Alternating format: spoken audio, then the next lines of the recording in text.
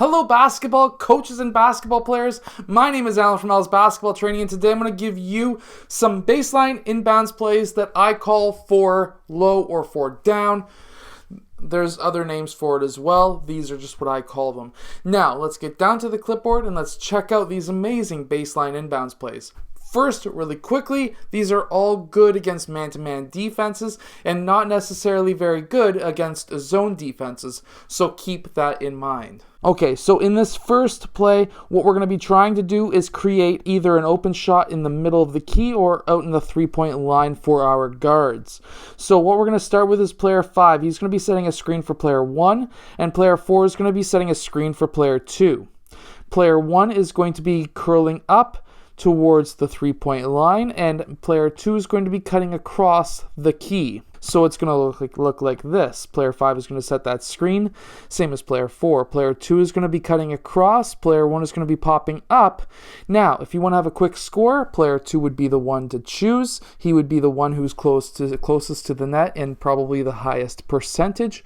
While player 1, he's at the point. So you can lob him the ball or pass him the ball over top of everybody.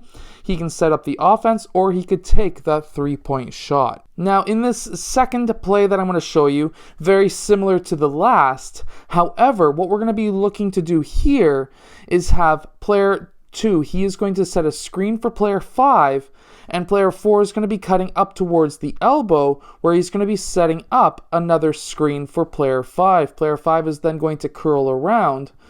Player 2 is most likely going to be very tight to player 2. Player 5 is going to curl around and back down the middle of the key. Now, he is our number 1 option.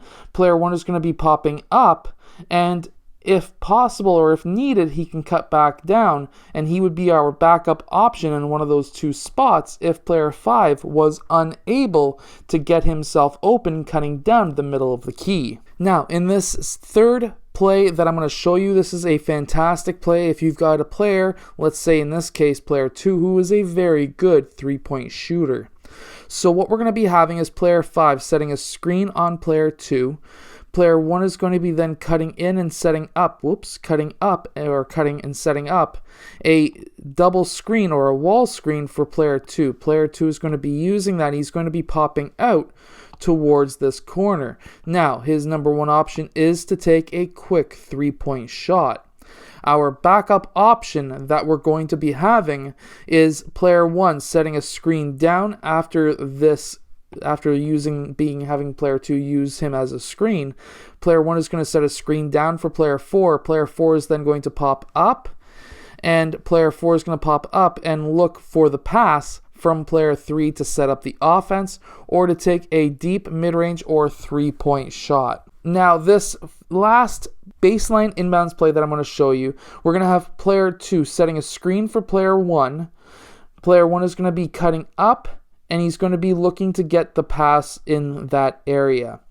Player 2 is then going to curl out, and now if player 1 is unable to get that ball, we're going to have player 2 as an option to get that ball inbounded, maybe even a three-point shot. Now, if player 2 was unable to get himself open, what we're going to be looking at doing now is having player 4 set a screen for player 5. Player 5 is going to be cutting across the key, and that should be an easy pass for a layup. We have first option, second option, and then third option all happening at the same time. Oh, and just one more quick play that I just have to show you. This is going to be absolutely amazing. So in this play, we're going to have player 2 setting a screen for player 1. Player 4 is going to be coming in. We've done this play already today. However, we just are going to add one more thing to it, which is absolutely fantastic. Player 1 gets that ball. What's going to happen now is player 3 is going to run inbounds.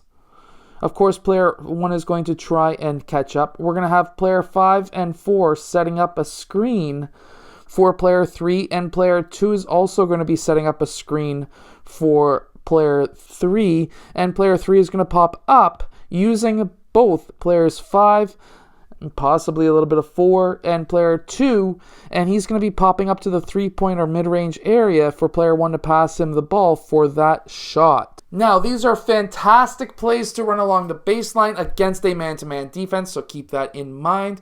If you want, go check out my custom basketball practice plans in the description below. I hope to see you guys there, and I will see you guys again later on today for the second video of the day.